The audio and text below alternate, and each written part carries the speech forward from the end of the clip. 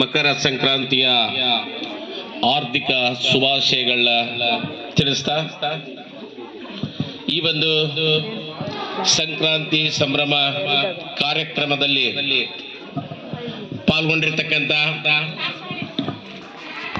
ಈ ಒಂದು ಸಂಕ್ರಾಂತಿ ಸಂಭ್ರಮ ಕಾರ್ಯಕ್ರಮದ ಉದ್ಘಾಟಕರಾಗಿ ಆಗಮಿಸಿ ಕಾರ್ಯಕ್ರಮ ಉದ್ಘಾಟನೆ ಮಾಡಿರ್ತಕ್ಕಂಥ ಶ್ರೀ ಬಿ ಅರಸರಾಜ್ ಸರ್ ಅವರೇ, ಅದೇ ರೀತಿಯಾಗಿ ಈ ಕಾರ್ಯಕ್ರಮದಲ್ಲಿ ಅತಿಥಿಗಳಾಗಿ ಉಪಸ್ಥಿತರಿರ್ತಕ್ಕಂಥ ಶ್ರೀಕಾಂತ್ ಸರ್ ಅವರೇ, ಈ ಊರಿನ ಹಿರಿಯರು ಗಣ್ಯರಾಗಿರ್ತಕ್ಕಂಥ ಮಲ್ಲನಗೌಡ್ರೆ, ರುದ್ರಪ್ಪ ಗೌಡ್ರೆ, ಈ ಒಂದು ಕಾರ್ಯಕ್ರಮದಲ್ಲಿ ಉಪಸ್ಥಿತರಿರ್ತಕ್ಕಂಥ ಎಲ್ಲ ಊರಿನ ಹಿರಿಯರೇ, ಸಹೋದರ ಸಹೋದರಿಯರೇ, ಮುದ್ದಿನ ಮಕ್ಕಳೇ, ಶಿಕ್ಷಕ ವೃಂದದವರೇ, ಈ ಕಾರ್ಯಕ್ರಮದ ರೂವಾರಿಗಳಾಗಿರ್ತಕ್ಕಂಥ ಗಿರಿಧರ್ ಪೂಜಾರಿ ದಂಪತಿಗಳೇ, ಪತ್ರಿಕಾ ಸ್ನೇಹಿತರೆ,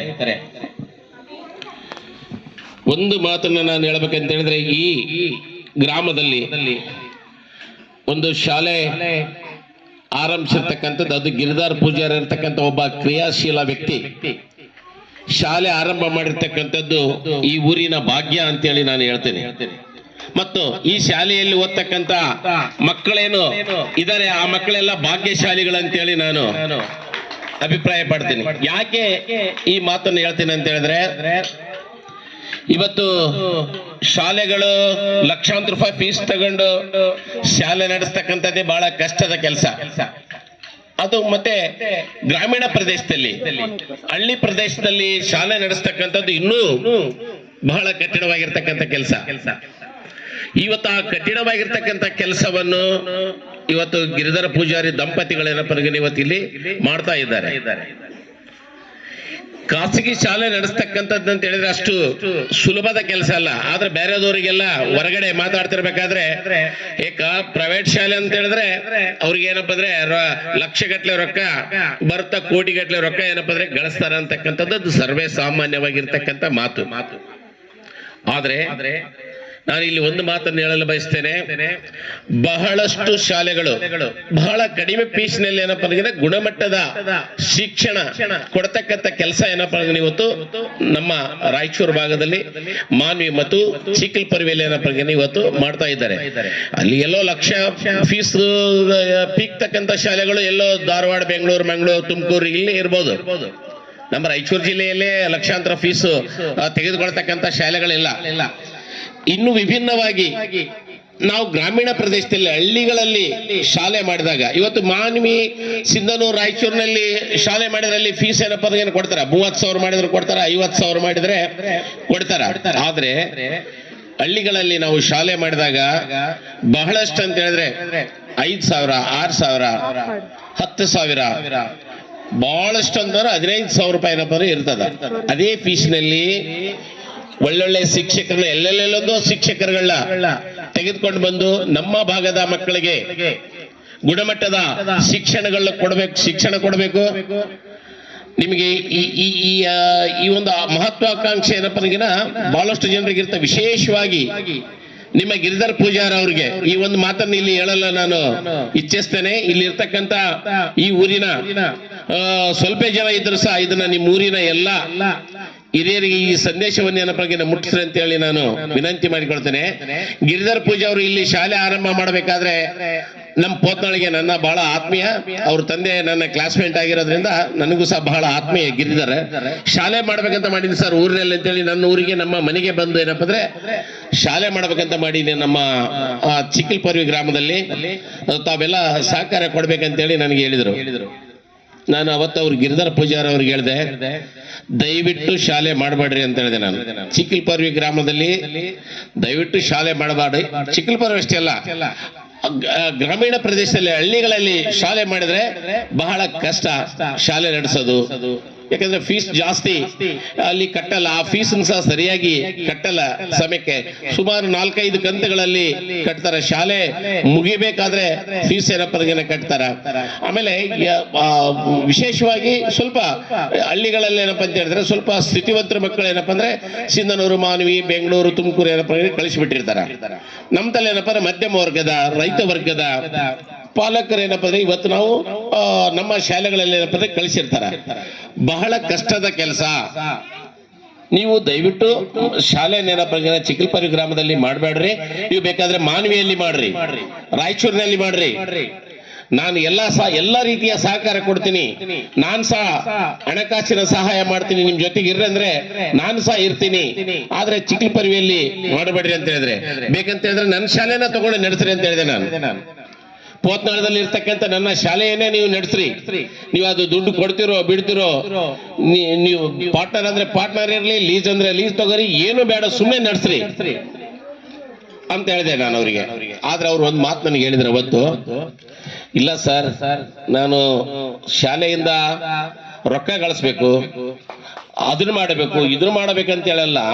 ನಾನು ನಮ್ಮಂತ ಕಲ್ತಂತ ಯುವಕರು ನಮ್ಮ ಮಕ್ಕಳಿಗೆ, ನಮ್ಮೂರಿನ ರೈತರ ಮಕ್ಕಳಿಗೆ, ನಮ್ಮೂರಿನ ಬಡ ಮಕ್ಕಳಿಗೆ, ನಮ್ಮೂರಿನ ಕೂಲಿಕಾರ ಮಕ್ಕಳಿಗೆ ಶಿಕ್ಷಣ ಹೆಂಗೆ ಸಿಗಬೇಕು, ನಾವೆಲ್ಲ ಹಿಂಗೆ ಯೋಚನೆ ಮಾಡಿದ್ರೆ.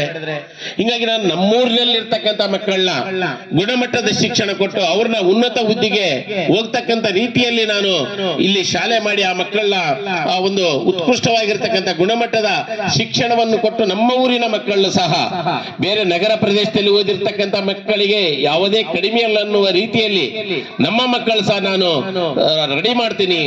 ಆ ಶಿಕ್ಷಣವನ್ನು ಕೊಡಬೇಕಂತಕ್ಕಂಥ ಆಶೆ ಇಟ್ಕೊಂಡು ನಾನು ಶಾಲೆ ಮಾಡಕತ್ತೀನಿ ಅಂತ ಹೇಳಿದ್ರು. ನಿಜವಾಗ್ಲೂ ಅಂತಂದ್ರೆ ಇದು ಭಾರಿ, ಅವರು ರಾಜ್ಯ ಮಟ್ಟದ ಸಂಪನ್ಮೂಲ ವ್ಯಕ್ತಿಗಳವರು, IAS IPS ಅಧಿಕಾರಿಗಳು ಆಗ್ತಕ್ಕಂಥವ್ರಿಗೆ ಅವ್ರು ಏನಪ್ಪ ಅಂದ್ರೆ ಕ್ಲಾಸ್ ಕೊಡ್ತಕ್ಕಂಥ ವ್ಯಕ್ತಿ ಗಿರಿಧರ್ ಪೂಜಾರ್ ಅವರು. ಪೂರ್ತಿ ಚಿಕ್ಕದಾದವರು, ಕೀರ್ತಿ ದೊಡ್ಡದವರು. ಅದು ಇತ್ತಲ ಗಿಡ ಮದ್ದಲ್ಲ ಅನ್ನಂಗೆ ಏನಪ್ಪ ಅಂದ್ರೆ ಇಲ್ಲಿ ನೀವು ಚಿಕ್ಕಲ್ಪರಿ ಗ್ರಾಮಸ್ಥರಿಗೆ ಏನಪ್ಪ ಅಂದ್ರೆ ನಮ್ಮ ಶ್ರೀನಿವಾಸನ ಮಗ ಗಿರಿಧರ ಅಂತ ಹೇಳಿ ಏನಪ್ಪ ಅಂದ್ರೆ ಹಂಗ ಅನ್ಕೋಬಹುದು. ಆದ್ರೆ ಆ ವ್ಯಕ್ತಿ ಒಬ್ಬ ವ್ಯಕ್ತಿ ಅಲ್ಲ, ಮಹಾನ್ ಶಕ್ತಿ. ನೂರಾರು ಜನ, ಈಗೇನೀಗ DYSP ಸಾಹೇಬ್ರದರಲ್ಲಿ ಅಂತ ನೂರಾರು ಜನರನ್ನ ಏನಪ್ಪ ಅಂದ್ರೆ ಇವತ್ತು ತಯಾರು ಮಾಡತಕ್ಕಂತ ಶಕ್ತಿ ಇರ್ತಕ್ಕಂತ ವ್ಯಕ್ತಿ ಗಿರಿಧರ್ ಪೂಜಾರ್. ಅವರ ಭಾಷಣ, ಅವರಲ್ಲಿರ್ತಕ್ಕಂಥ ಮಾತುಗಳನ್ನು ಏನಪ್ಪ ಅಂದ್ರೆ ಇವತ್ತು ನಾವು ಕೇಳಿದಾಗ ನಾವೆಲ್ಲ ಶಿಕ್ಷಕರುಗಳಿಗೆ ಅವ್ರನ್ನ ಕರ್ಕೊಂಡೋಗಿ ಪಾಠ ಮಾಡಿಸ್ತೀವಿ. ಮಕ್ಕಳಿಗೆಲ್ಲ ಶಾಲೆ ಕಲಿಸ್ತಕ್ಕಂಥ ಶಿಕ್ಷಕರಿಗೆ ಅವ್ರನ್ನ ಕರ್ಕೊಂಡೋಗಿ ನಾವು ಪಾಠ ಮಾಡಿಸ್ತೀವಿ. ನಾವಷ್ಟೇ ಅಲ್ಲ, ಇಡೀ ರಾಜ್ಯಾದ್ಯಂತ ಏನಪ್ಪ ಅವ್ರನ್ನ ಕರೀತಾರ ಪಾಠ ಮಾಡೋದಕ್ಕ.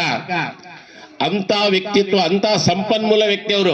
ಅದಕ್ಕೆ ನಾನು ಹೇಳಿದ್ದು, ಅವ್ರು ಶಾಲೆ ಮಾಡಿದ್ದು ಈ ಊರಿನ ಗ್ರಾಮಸ್ಥರ ಒಂದು ಪುಣ್ಯ. ಈ ಮಕ್ಕಳ ಭಾಗ್ಯ ಶಾಲೆಗಳು ಇಲ್ಲ ಅಂತ ಹೇಳಿ ಇರ್ತಾರೆ. ಅವ್ರು ಬರೀ ಕೇವಲ ಶಿಕ್ಷಣ ಅಷ್ಟಲ್ಲ, ಶಿಕ್ಷಣದ ಜೊತೆಗೆ ಸಂಸ್ಕಾರ ಕೊಡ್ತಾರ. ಅವರು ಭಾರಿ ನಯ ವಿನಯ ಇರತಕ್ಕಂಥ ವ್ಯಕ್ತಿ, ಅಂತ ಬುದ್ಧಿವಂತ ವ್ಯಕ್ತಿ, ಬಹಳ ಸರಳ ಸಜ್ಜನಿಕೆಯ ವ್ಯಕ್ತಿ. ಆ ವ್ಯಕ್ತಿ ಯಾರಿಗೂ ಒಂದು ಜೋರಾಗಿ ಮಾತನಾಡಂಗಿಲ್ಲ, ಯಾರಿಗೂ ಕೆಟ್ಟದಾಗಿ ಮಾತಾಡಂಗಿಲ್ಲ, ಕೆಟ್ಟದ್ದು ಬಯಸಲ್ಲ.